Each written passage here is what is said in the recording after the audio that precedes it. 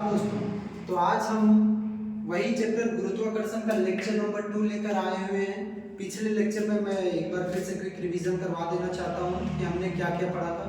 पहला तो पढ़ा था कि अगर किसी वस्तु के चाल में परिवर्तन करना हो, वस्तु की गति की दिशा में परिवर्तन करना हो, तो हमें उसके ऊपर बल लगाना होता है। फिर उसके बाद हमने जाना था कि कैसे चंद्रमा जो पृथ्वी के चारों तरफ गोल गोल घूमते रहती है, तो यह किस कारण से घूमते रहती है? अभिकेंद्र बल के कारण से घूमते रहती है। उसमें मैंने थोड़ा सा एक चीज मिस कर दिया था कि मान लेते हैं एक रस्सी की सहायता से एक ऑब्जेक्ट को यहाँ पर बंधा हुआ है इस किनारे पर और इसको गोल गोल गोल गोल घुमाता हूँ, तो यह तो गोल गोल घूमेगा अभिकेंद्र बल के कारण। जैसे ही आप इस रस्सी को गोल गोल घुमाने के दौरान फिर से उसे आप छोड़ देते हैं तो वह रस्सी सीधा निकल जाएगी और यह निकल जाएगा। तो इस प्रकार से एक टेंजेंट, इस प्रकार से एक लाइन ड्रॉ कर सकते हैं और उस लाइन को हम सभी टेंजेंट लाइन कहते हैं, स्पर्श रेखा कहते हैं। यदि पृथ्वी का गुरुत्वाकर्षण बल, यदि पृथ्वी का आकर्षण बल काम ना करे, गुरुत्वाकर्षण बल यदि पृथ्वी का आकर्षण बल काम ना करे तो फिर चंद्रमा हमारी पृथ्वी के गोल गोल घूमने के बजाय जो है वह सरल रेखा में निकल जाएगी, एक स्पर्श रेखा से खींचती हुई निकल जाएगी। तो आइए अब हम सभी एक नया टॉपिक स्टार्ट करते हैं, गुरुत्वाकर्षण का सार्वत्रिक नियम। या आपके एग्जाम के दृष्टिकोण से बहुत बहुत बहुत इंपॉर्टेंट है, आपके ऑब्जेक्टिव में काफी सारे सवाल बनते हैं। तो याद रखिएगा कि गुरुत्वाकर्षण का सार्वत्रिक नियम किसने दिया था? तो गुरुत्वाकर्षण का सार्वत्रिक नियम दिया था सर आइजैक न्यूटन ने।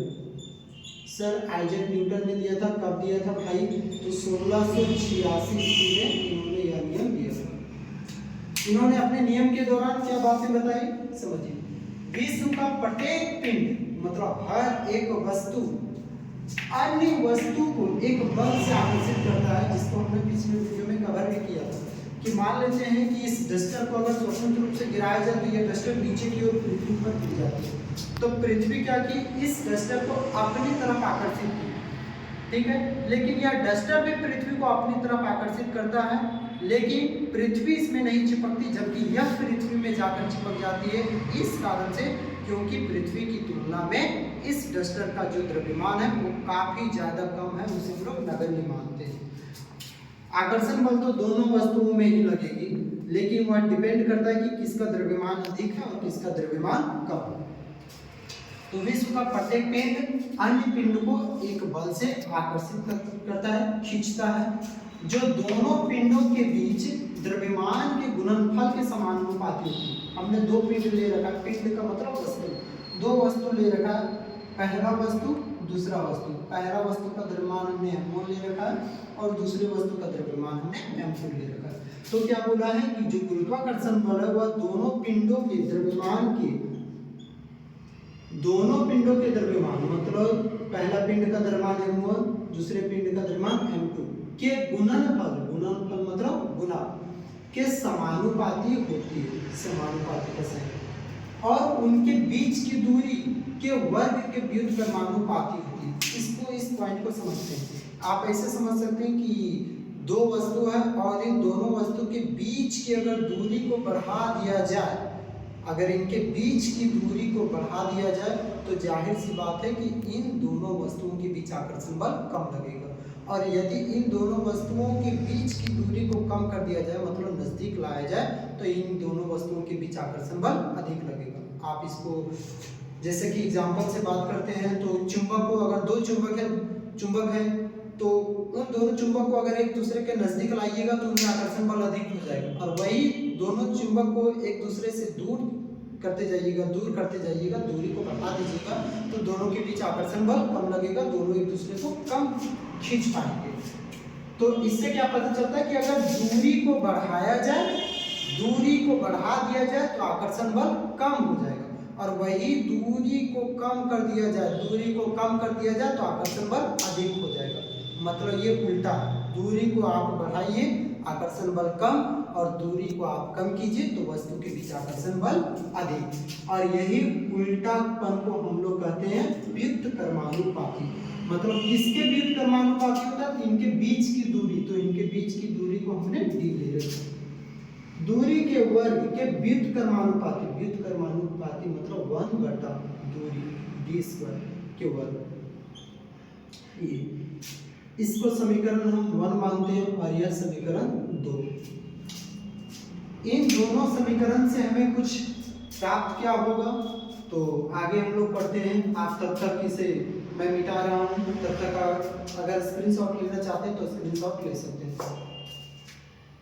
तो अभी मैंने इस समीकरण को उसे मिटा करके इस प्रकार से लिखा, यह समीकरण 1 और यह समीकरण 2। इन दोनों समीकरण से हमें क्या प्राप्त होता है तो लिख सकते हैं हमें समीकरण 1 और 2 से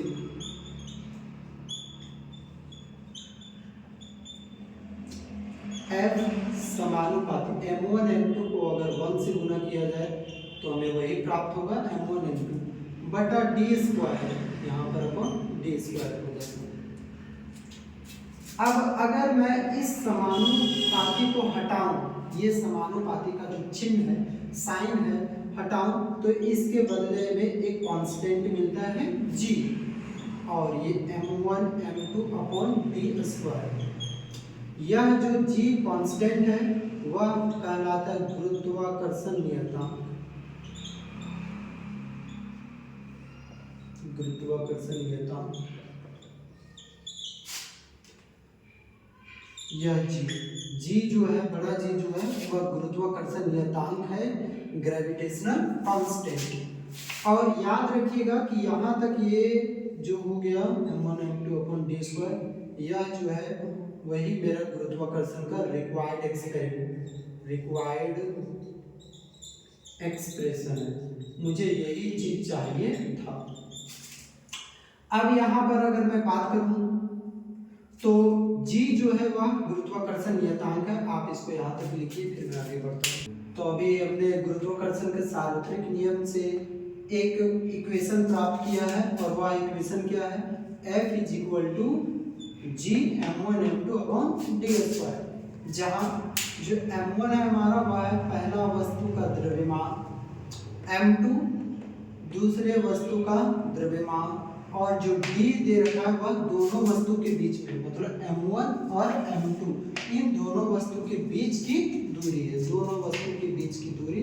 और ये जो g आया है वह नियतांक आया है उस समानुपाती का एक साइन जो हट गया था g, ये जो पहले था m1 m2 upon d square, अगर इस साइन को हटाया जा रहा है तो वहाँ पर एक कांस्टेंट आता है g m1 m2 upon d square, यही g है गुरुत्वाकर्षण नियतांक।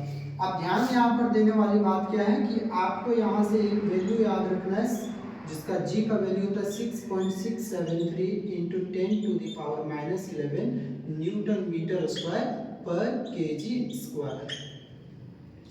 अक्सर आपके एग्जाम में यह सवाल पूछा जाता है कि गुरुत्वाकर्षण के नियतांक का मान बताइए, गुरुत्वाकर्षण नियतांक का मान बताइए, मतलब बड़ा जी का वैल्यू, बड़ा जी छोटा, आगे आपको टॉपिक में पढ़ाया जाएगा एक छोटा जी होता है, तो बड़ा जी का value 6.673 into 10⁻11 newton metre square per KG square. अगर मैं बात करूं कि इसका SI यूनिट ये कहां से आ गया तो उसके लिए आपको कुछ आगे देखना होगा। अब हम लोग देखते हैं, इसे मैं बहुत जल्द ही मिटा दे रहा हूँ। चलिए, तो हमारे पास समीकरण क्या आया हुआ है, F is equal to G m1 m2 upon d square. इसका बटा में कुछ नहीं तो एक, अगर मैं इसको 1 से मल्टीप्लाई करूंगा बाय CM, 1 से मल्टीप्लाई करता हूँ तो g m1 m2 वही हिस्सा आ जाएगा, और f को d स्क्वायर से मल्टीप्लाई करता हूँ तो f इंटू डी स्क्वायर। यहाँ पर मुझे क्या चाहिए, g का ही मुझे ये चाहिए, ऐसा यूनिट g का ही चाहिए, तो g मैं इधर रखता हूँ और बाकी चीज़ों को बराबर के उस ओर भेज देता हूँ।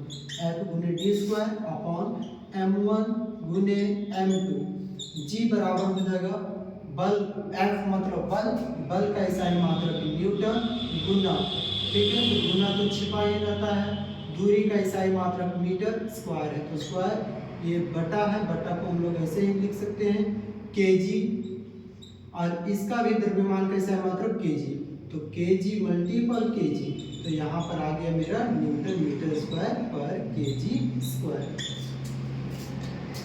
तो ये जो जी का मान दिया है वो कितना 6.673 into 10⁻11 newton metre square per KG square. यहाँ पर ध्यान देने वाली बात क्या है कि इस जी का जो वैल्यू है वह न्यूटन साहब ने नहीं दिया था। उन्होंने बताया भैया मेरे बस की बात नहीं है कि उन्होंने सिर्फ ये बोला कि अगर आप समानुपाती के चिन्ह को हटाइएगा, जो पहले समानुपाती हमारे पास कुछ इस प्रकार से आ रहा है अपॉन डी स्क्वायर, आप इस समानुपाती को हटाते हैं तो उसके बदले आपको एक कांस्टेंट वैल्यू मिलता है, जी मिलता है। बट उस जी का वैल्यू कितना होता है वो न्यूटन साहब ने फाइंड नहीं कर पाया था। उस जी का वैल्यू जो है एक दूसरे वैज्ञानिक ने फाइंड किया था जिनका नाम है हेनरी कैवेंडिश। हेनरी कैवेंडिश इन्होंने एक सुग्राही तुला की मदद से जी का वैल्यू फाइंड किया था और जी का वैल्यू कितना बताया था कि 6.673 into 10⁻11 newton metre square per KG square होगा। आप इसको जल्दी से लिख लीजिए या फिर स्क्रीनशॉट ले लीजिए, मैं तुरंत में मिटा रहा हूँ, ले रहा हूँ। चलिए तो आगे हम लोग देखते हैं कि याद रखिएगा कि इस जी का जो वैल्यू है वह न्यूटन साहब ने नहीं बल्कि कौन दिया था, हेनरी कैवेंडिश ने इस जी का मान दिया था। किसकी मदद से, अपने एक सुग्राही तुला की मदद से। अगर मैं बात करता हूं कि यदि m1 1 kg हो जाए, m2 भी 1 kg हो और दोनों वस्तु के बीच की जो दूरी है वह 1 मीटर हो जाए, तो बताइए गुरुत्वाकर्षण बल का प्रभाव क्या होगा। तो गुरुत्वाकर्षण बल का प्रभाव क्या हो जाएगा, फॉर्मूला क्या होता है भैया, Gm1 m2 upon T square. F equal to मैं लिखूंगा G, अभी मैं G ही लिख रहा हूँ, इसका वैल्यू मैं नहीं लिख रहा हूँ।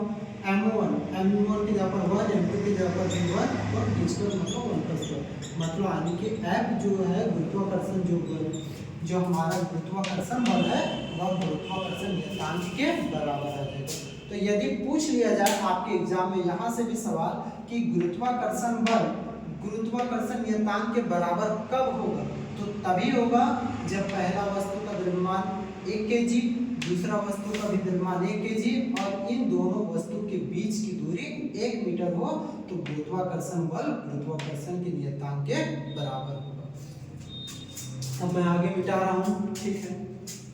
तो ये जो गुरुत्वाकर्षण बल है गुरुत्वाकर्षण नियतांक के बराबर कब होगा, जब m1 m2 और d तीनों एक एक हो जाए, मतलब m1 1 kg m2 1 kg और उन दोनों के बीच की दूरी भी 1 मीटर हो, तो इनके बीच में जो गुरुत्वाकर्षण बल है और गुरुत्वाकर्षण नियतांक है वह दोनों एक दूसरे के बराबर हो। अगर मैं बात करूँ यह गुरुत्वाकर्षण नियतांक की, इस गुरुत्वाकर्षण नियतांक का गुरुत्वाकर्षण नियतांक इसके बारे में थोड़ा सा हम लोग और जानकारी जुटा लेंगे। याद रखिएगा कि यह गुरुत्वाकर्षण बल कोई भी चीजों पर निर्भर नहीं करता है, इट इज इंडिपेंडेंट, यह कोई भी चीजों पर निर्भर नहीं करता है, ना तो वस्तु की आकृति पर निर्भर करता है, ना तो वस्तु के वेग पर निर्भर करता है, ना वस्तु किस प्रकार का है, कोई भी चीजों पर निर्भर नहीं करता है। या इसलिए इसे हम लोग क्या कहते हैं, यूनिवर्सल कांस्टेंट बोला जाता है। इसे यूनिवर्सल कांस्टेंट क्यों बोला जाता है, क्योंकि यह कहीं पर भी चेंज नहीं होता है। हर एक जगह पर आप ब्रह्मांड के कोई भी कोना पर चले जाइए, कहीं भी चले जाइए, आप हमेशा जो जी का वैल्यू है वो हमेशा बड़ा जी का वैल्यू हमेशा सेम रहेगा, वो कहीं पर भी चेंज नहीं करता है। 6.67 into 10⁻11 newton metre square per KG square, यह जी का वैल्यू कहीं पर भी चेंज नहीं करता है। इट इज इंडिपेंडेंट, यह बिल्कुल स्वतंत्र है, कोई भी चीजों पर निर्भर नहीं करता, ना तो वस्तु के द्रव्यमान पर, ना ही उसके वेग पर, ना ही वह किस चीजों से आ रही है, किस चीजों से जा रही है, उस पर कोई भी फर्क नहीं पड़ता। और याद रखिएगा यह जो गुरुत्वाकर्षण नियतांक है यह एक अदिश राशि है। मैं बल की बात नहीं कर रहा हूँ, मैं गुरुत्वाकर्षण नियतांक की बात कर रहा हूँ। गुरुत्वाकर्षण नियतांक जो है वह यह एक जो है वह अदिश राशि है। ये सभी जो क्वेश्चन है वो आपके पॉलिटेक्निक के भी एग्जाम में पूछे जाते हैं कि गुरुत्वाकर्षण नियतांक बताइए किस प्रकार की राशि है। तो यह एक अदिश राशि है। क्या गुरुत्वाकर्षण नियतांक कोई चीज़ों पर निर्भर करती है?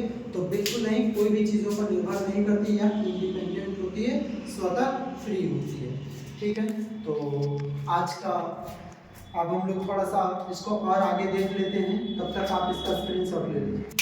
तो अभी तक हम लोगों ने पढ़ लिया था कि गुरुत्वाकर्षण का सार्वत्रिक नियम, जिसमें हम लोगों ने जी का वैल्यू भी लगाया था पता कि 6.67 × 10⁻⁻11 9 Newton metre square per KG square होता है। और यह वैल्यू कौन दे रखा था?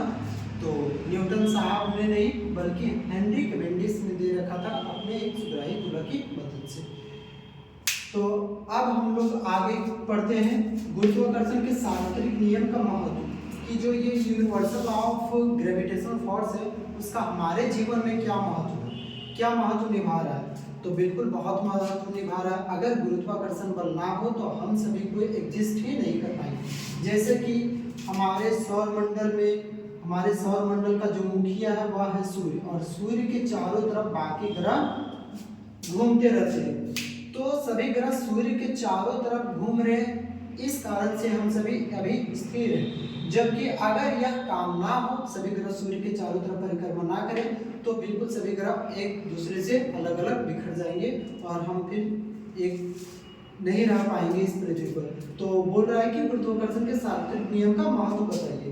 तो पहला क्या है? सूर्य के चारों ओर सभी ग्रहों का चक्कर लगाना। सूर्य के चारों ओर जो सभी ग्रह इस पथ पर, अंडाकार पथ पर चक्कर लगाते रहते हैं, वह किस कारण से चक्कर लगाते रहते हैं? तो गुरुत्वाकर्षण बल के कारण है। क्योंकि सूर्य का जो द्रव्यमान हो वो बहुत ज़्यादा है, और सूर्य का द्रव्यमान उन सभी ग्रहों को अपनी ओर आकर्षित करके रखती है। क्योंकि अगर ये सभी इस तरह करके गोल गोल घूम रहे हैं तो उसका कारण क्या है कि सूर्य भारी होने के कारण उन सभी को अपने फील्ड की ओर आकर्षित करके रखते हैं। जैसा कि हमने पढ़ा था कि कैसे चंद्रमा पृथ्वी के चारों तरफ गोल गोल घूमती है, वो सभी केंद्र बल के कारण, क्योंकि पृथ्वी का आकर्षण बल चंद्रमा को खींचे रखती है और इस कारण से चंद्रमा उसके चारों तरफ घूमती है। अगर वह आकर्षण बल काम न करे तो चंद्रमा सीधी रेखा पर चली जाएगी। ठीक उसी प्रकार से सूर्य के चारों ओर सभी ग्रह इस कारण से घूम रहे हैं क्योंकि सूर्य अति भारी वस्तु है, अति भारी द्रव्यमान वाला पिंड है, और वह इतना ज़्यादा उसका गुरुत्वाकर्षण बल है, इतना ही ज़्यादा उसका आकर्षण बल है कि सभी पिंडों को अपनी तरफ गोल गोल घुमा के रखती है। तो सूर्य के चारों ओर सभी ग्रहों का चक्कर लगाना, इसी का महत्व। दूसरा, पृथ्वी के चारों ओर चंद्रमा का परिक्रमा करना। ये हम लोग लेक्चर 1 में ही समझ गए थे कि कैसे पृथ्वी के चारों ओर चंद्रमा गति करते रहती है। हमें पृथ्वी से बांधे रखने वाला बल, हम सब जो पृथ्वी पर हैं वह इस कारण से, क्योंकि पृथ्वी जो है हमारे ऊपर एक आकर्षण बल कार्य कर रही है, इस कारण से हम लोगों का पैर जो है वह पृथ्वी पर चिपका हुआ। अगर पृथ्वी हम लोगों को उस आकर्षण बल से नहीं खींचेगी तो हमारा पैर उस तरह से चिपका नहीं रहेगा। चौथा, समुद्र में ज्वार भाटा का आना। जो हम लोग देखते हैं अक्सर समुद्र में वो टाइड्स बनते हैं, आप फिल्मों में देखे होंगे कि समुद्र में क्या बनते हैं, टाइड्स, बड़े बड़े लहर बनते हैं। तो आखिर क्यों बन पाते हैं? क्योंकि क्या होता है ना कि ये हमारा पृथ्वी, और पृथ्वी के चारों ओर चक्कर लगाती है चंद्रमा। तो पृथ्वी जो है वो अपने आकर्षण बल से चंद्रमा को अपनी तरफ खींचे रखती है, तो चंद्रमा भी तो इसके ऊपर आकर्षण बल लगाती होगी।